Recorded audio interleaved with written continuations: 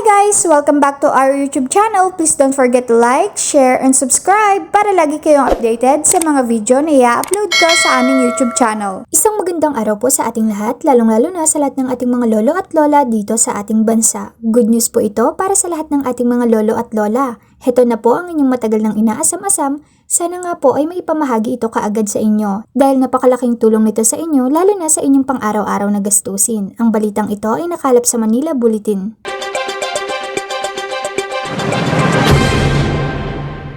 Malapit nang magkaroon ng karagdagang 500 pesos ang mga senior citizens sa kanilang buwanang pensyon. Kasunod ito sa pag-aproba ng karagdagang 25 bilyong budget para masakop ang pagtaas lalo na para sa mga indigent senior citizens na may edad na 60 years old pataas.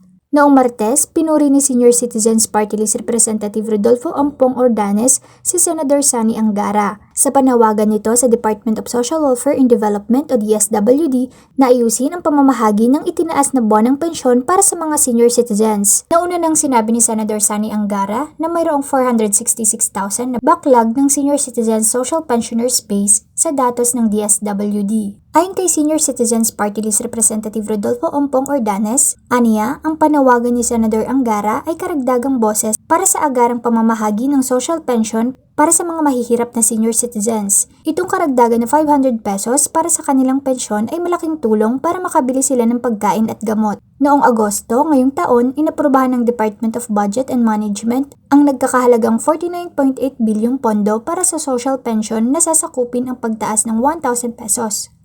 Ang pagdoble ng social pension para sa mga indigent senior citizens ay resulta ng budget deliberation alinsunod sa Republic Act 11916 sa gitna ng panawagan ni Ordanes at iba pang grupo na taasan ang pensyon. Nauna nang tinayak ni Representative Ordanes sa mga mahihirap na senior citizens na matatanggap ang kanilang karagdagang social pension simula Enero sa susunod na taon matapos maging batas ang RA 11916 noong Hulyo ng nakaraang taon. Si Senator Sani Angara ay kabilang sa mga co-authors ng RA 1191 at ang pangunahing may akda ng Republic Act 99994 o ang Expanded Senior Citizens Act. Sinabi ni Representative Ordanes na ang mga karagdagang social pension ay mahalaga lalo na't karamihan sa mga senior citizens ay hindi na makapagtrabaho kaya't limitado o walang kakayahan na tustusan ang kanilang pang-araw-araw na pangangailangan lalo na sa pagkain at maintenance na gamot. Thanks for watching! Please don't forget to like, share, and subscribe!